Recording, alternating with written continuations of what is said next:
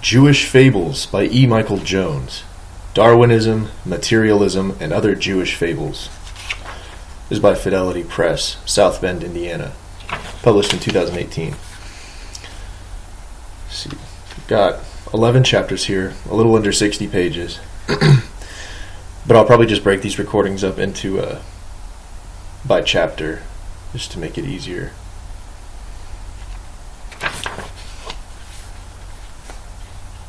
I have a foreword here. What is cannot come out of what is not. Parmenides. And I have noticed that most modern history is driven to something like sophistry, first to soften the sharp transition from animals to men. Most modern histories of mankind begin with the word evolution, and with a rather wordy exposition of evolution, for much the same reason that operated in this case. There is something slow and soothing and gradual about the word and even about the idea. As a matter of fact, it is not, touching these primary things, a very practical word or a very profitable idea. Nobody can imagine how nothing could turn into something. Nobody can get an inch nearer to it by explaining how something could turn into something else. It is really far more logical to start by saying, in the beginning God created heaven and earth, even if you only mean, in the beginning some unthinkable power began some unthinkable process. In other words, every sane sort of history must begin with man as man, a thing standing absolute and alone. How he came there, or indeed how anything else came there, is a thing for theologians and philosophers and scientists and not for historians. G.K. Chesterton, The Everlasting Man. Chapter 1. Whig Metahistory. Metahistory is back in style. In 1951, when it was already in decline, Christopher Dawson drew an analogy between metaphysics and metahistory by citing Aristotle, who proceeded to discuss the ultimate concepts that underlie his physical theories, the nature of matter, the nature of being, and the cause of motion and change, after he had written his books on physics. Similarly, metahistory is concerned with the nature of history, the meaning of history, and the cause and significance of historical change. Metahistory is a philosophical meditation on the meaning of human history in its entirety, which came into being during the Christian era when thinkers like St. Augustine synthesized the Hebrew tradition, which had had history, but no philosophy, and the Greek tradition, which had philosophy, but lacked a theory of cosmic history. Even though he never uses the term metahistory, Yuval Noah Harari, professor of history at the Hebrew University of Jerusalem, is a practitioner of this art. Anyone who writes a book which surveys the entire length of human history, from the evolution of Homo sapiens in the Stone Age up to the political and technological revolutions of the 21st century, as his Sapiens, a brief history of humankind, does, should acknowledge thinkers like St. Augustine because he invented the idea. And more immediate forebears like Oswald Spengler and Arnold Toynbee, Toynbee, but neither metahistorian is mentioned in Sapiens. In fact, the term metahistory isn't mentioned at all, probably because of its association with German idealism and the reputation things German have among Jews. According to Christopher Dawson, the most recent wave of metahistory came into being in the wake of the great movement of philosophical idealism which dominated the 19th century. Its greatest proponent was G.W.F. Hegel. As of the mid-20th century, the great movement of philosophical idealism that dominated the 19th century had come to an end, and consequently the idealist interpretations of history have become discredited.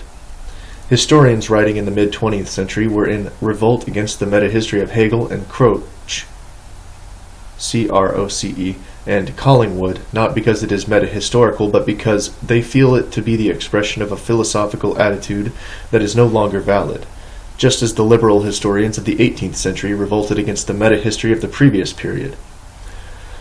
Although Dawson doesn't put it this way, the idea of metahistory, like the notion of God upon which it was necessarily based, died at Auschwitz, as Elie Wiesel might have put it. While there have been Jewish Hegelians like Karl Marx and Samuel Hirsch in the past, they are a rare breed anywhere these days, and certainly much rarer at Israeli universities where Jews like Harari are busy now resurrecting what they destroyed. Harari may teach at an Israeli university, but the historical school that informs his book is not Jewish in any definable sense. Harari received his doctorate in philosophy from Jesus College, Oxford, under the supervision of Stephen J. Gunn. The worldview which informs Sapiens is both Jewish and English, but it is English in its own peculiar way. Sapiens is what one might call, with apologies to Sir Herbert Butterfield, Whig metahistory, with all of the contradictions the term entails. Like the English ideology from the time of Newton, Sapiens aspires to erect an intellectual skyscraper on a foundation of philosophical mud. Reading Harari, I was reminded of John Maynard Keynes, Keynes, who felt that the world of political philosophers believe themselves to be quite exempt from any intellectual influences, but are usually slaves of some defunct economist. Harari is what Keynes would call the slave to some defunct metaphysician. In order to write the metahistory he aspires to write, Harari needed to learn more about metaphysics than he was evidently able to learn at one of England's two premier universities, because he begins his book at the absolute beginning of everything, which is by necessity outside of history, and just as necessarily within the realm of first philosophy or metaphysics. And how did the timeline of history begin? Matter and energy appear, Harari tells us with a straight face. Harari erroneously identifies the beginning of everything with the beginning of physics, which got invented by Aristotle in Greece sometime later. Reiterating what he already said in a different key, Harari tries to give an account of the beginning once again, telling us this time that at the beginning, atoms and molecules appear. In other words, shit happens. Or, as a more forthright historian might have put it, I don't know how anything came into being, because Whig metahistory doesn't believe in metaphysics. They haven't taught this course at Oxford since the days of William of Ockham. What they now teach there goes by the name of science, which tells us that, quote, about 13.5 billion years ago, matter, energy, time, and space came into being in what is known as the Big Bang. The story of these fundamental features of our universe is called physics. About 300,000 years after their appearance, matter and energy started to coalesce into complex structures called atoms, which then combined into molecules. The story of atoms, molecules, and their interactions is called chemistry.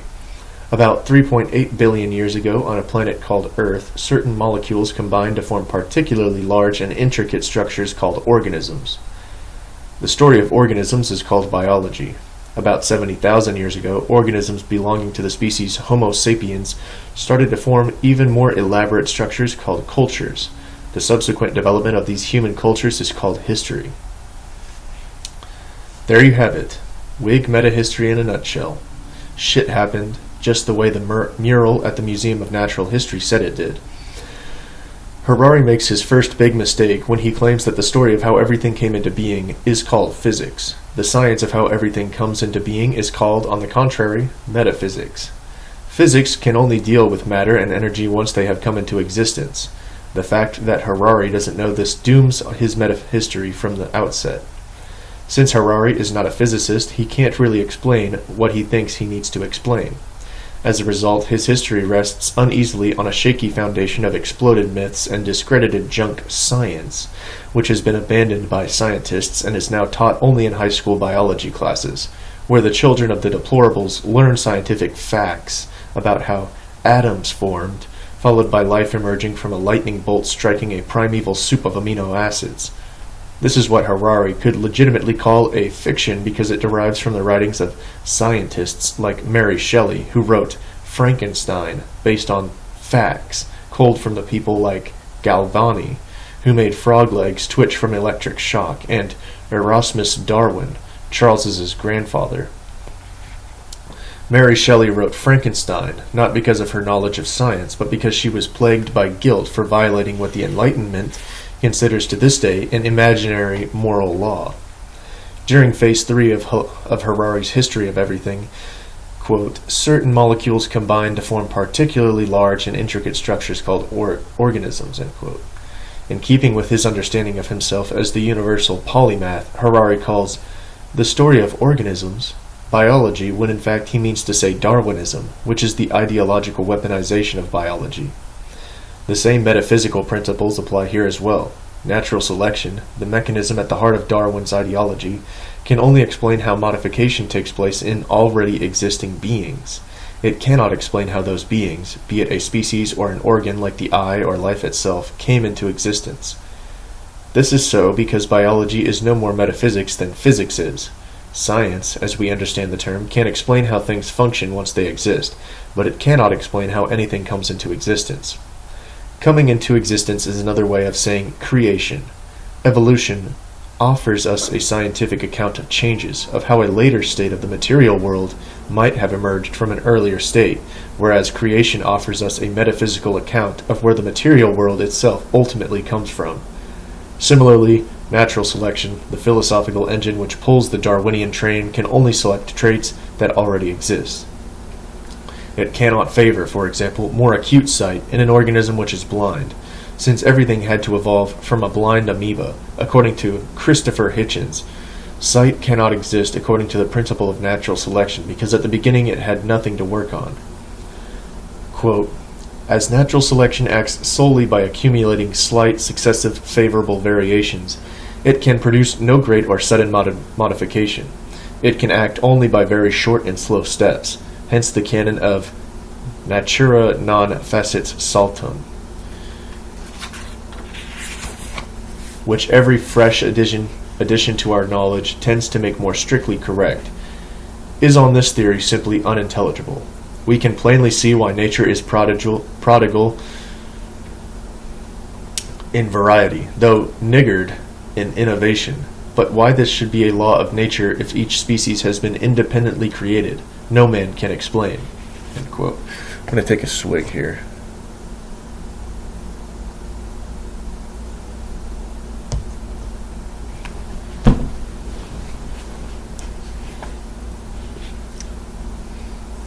Let's then deal with the beginning according to Whig metahistory. One preposterous claim at a time. The most preposterous claim of all, of course, is, as Harari puts it, the claim that atoms and molecules appear. How exactly did this happen? If Harari knows, he isn't telling. If he doesn't know, then he has no business making the claim. In the absence of any evidence to the contrary, we must assume, therefore, not only that Harari began his book with a horrendous philosophical blunder, but that, blinded by Whig metahistory, he was unaware that he had made it. So let's help him out by explaining what he needs to know. We know that something exists. We also know that nothing can come from nothing. Was there nothing before the first atom appeared? If so, then the first atom could not have appeared because nothing can come from nothing. It is obvious that there is now a whole universe of impressive somethings. So there was never nothing. This something could not bring itself into existence because in order to do that, it would have to exist before it existed, which is impossible. Therefore, something else had to bring it into existence, and that something is what all men call God. This means that anyone who aspires to write a metahistory of the scope of sapiens, which begins with the appearance of the first atom, will of necessity have to talk about creation and God because the universe could not create itself. The fact that the universe exists means that God is necessarily the creator of the universe. The universe had to have a cause, even if the universe is eternal, which no one believes anymore. The universe could not exist unless something created it. Needless to say, this is not how Professor Harari begins his book. Harari's mind is the slave of a defunct biologist by the name of Charles Darwin. Because there is no creator, Harari must of necessity believe in a myth that is totally preposterous, namely that shit just happened. There is no way to prove this assertion. Harari simply asserts the claim in an aggressive, dare we say Jewish, way, substituting chutzpah for reasoned argument. Harari's Darwinism, in other words, has blinded him to an understanding of how things come into being. Because he is incapable of understanding the most rudimentary metaphysical principles, Harari fails to see that any real beginning is a form of creation and that, therefore, the only rational explanation of any real beginning necessarily involves the existence of God. Harari becomes, therefore, an atheist by default. Harari's atheism, as a result, commits him to a view of the universe and history which is fundamentally irrational as the statement, atoms formed, and which dooms his metahistorical project from the start. Because Whig metahistory is a contradiction in terms, Sapiens isn't really history at all. It is the Jewish take on English science, which began as magic under the direction of John Dee, and then, thanks to Isaac Newton, became a materialistic ideology which has been full of contradictions for centuries. Harari's materialism flows naturally from his atheism, with the same blindness as its consequence. Harari's materialism turns the world upside down. The things he considers real are fictions, and the things he considers fictions are real. According to Professor Harari's view of the universe, atoms, which at the time of Democritus and Leucippus, Leucippus, were the fundamental building blocks of everything else, but which have since that time dissolved into a bottomless morass of subatomic particles, are real, but justice is not. Justice is a fiction. Tacitly admitting the incoherence of his book, Harari tries to float fictions as the missing link which connects cognition, which is by definition immaterial, with biological materialism. Quote, "How did Homo sapiens manage to cross this critical threshold, eventually founding cities, compromising tens of thousands of inhabitants, and empires ruling hundreds of millions? The secret was probably the appearance of fiction. Large numbers of strangers can cooperate successfully by believing in common myths.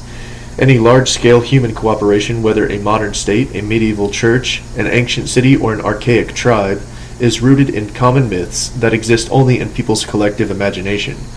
Churches are rooted in common religious myths. Two Catholics who have never met can nevertheless go together on crusade or pool funds to build a hospital because they both believe that God was incarnated in human flesh and allowed himself to be crucified to redeem our sins." End quote. Until those deluded Catholics bumped into Professor Harari, they failed to understand that none of these things exists outside the stories that people invent and tell one another. There are no gods in the universe, no nations, no money, no human rights, no laws, and no justice outside the common imagination of human beings. In Professor Harari's universe, we have, on the one hand, the objective reality of rivers, trees, and lions, and on the other hand, the imagined reality of gods, nations, and corporations. Professor Harari makes this statement blithely unaware of the philosophical problems which follow in its wake. If, for example, only physical things are real, what are we to say about the idea that only physical things are real? Is that idea real, or better, true? If it is true, then it refutes itself. What about biology? Is that real? What about natural selection? Is that real? It's not something that I can touch. Is Professor Harari's idea that only physical things are real itself real? Or is it a fiction, like the Catholic belief that God was incarnated in human flesh and allowed himself to be crucified to redeem our sins? Either Professor Harari is saying that his ideas are real, but that the ideas of other people are not, or he is saying that all ideas are unreal, including the idea that all ideas are unreal. Either way, his claim is problematic. Is Sapiens a work of fiction, or is it, as he claims, a history of humankind that is to be accepted as rooted in factual scientific claims to be both real and true?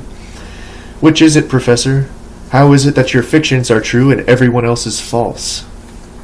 That concludes Chapter 1 of Jewish Fables by E. Michael Jones.